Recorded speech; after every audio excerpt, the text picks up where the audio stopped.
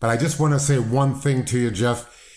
Your speech at the Hall of Fame when you were inducted was fantastic, and I really felt it. It was like speaking right to me instead of reading on a piece of paper. And I want you to take that as a compliment.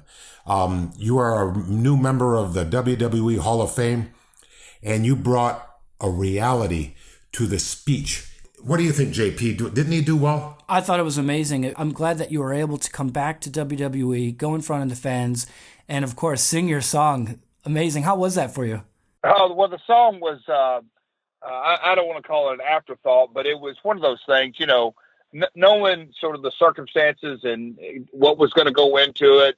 And I knew the speech was going to be emotional for me. I knew it from the day that I got the call in early January of this year that it was going to be an emotional time. And as the weeks leading up to it, and then getting to New Orleans and reconnecting with so many faces, not just guys that had been in front of the camera, but people behind the scenes, and then just reconnecting with so many people, Vince McMahon included.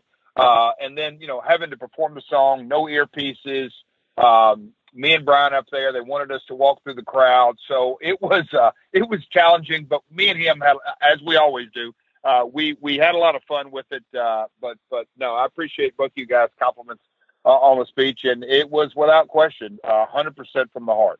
No, I think it's fair to say everyone was pretty shocked when your name was announced to be inducted. Not that you didn't deserve it, but because of your relationship with WWE over the years and the way you left. What was your initial reaction like when you got that call? I was incredibly grateful and incredibly humbled by the offer and by the opportunity. And as Lanny could probably relate, when you've been in the industry, more than a wrestler, a whatever you want to call it, booker, creative, owner, promoter, wearing multiple hats, I knew that this offer, I knew where it came from, and I knew that it didn't have to be made. It was a decision that they didn't have to make. So I was incredibly grateful for it. But, as the years roll along, there was so much made on how I was left and all the circumstances that went around with it. I never, so to speak, played into that.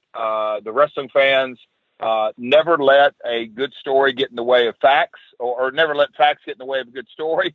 But no, it's a business.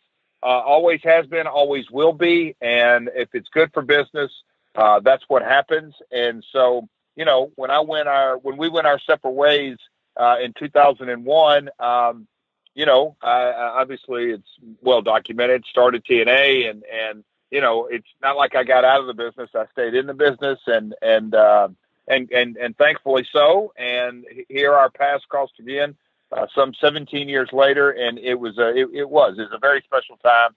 And I'm just so elated. My dad got to come, my family was there. It was a special weekend. That's for sure. Ooh, yeah!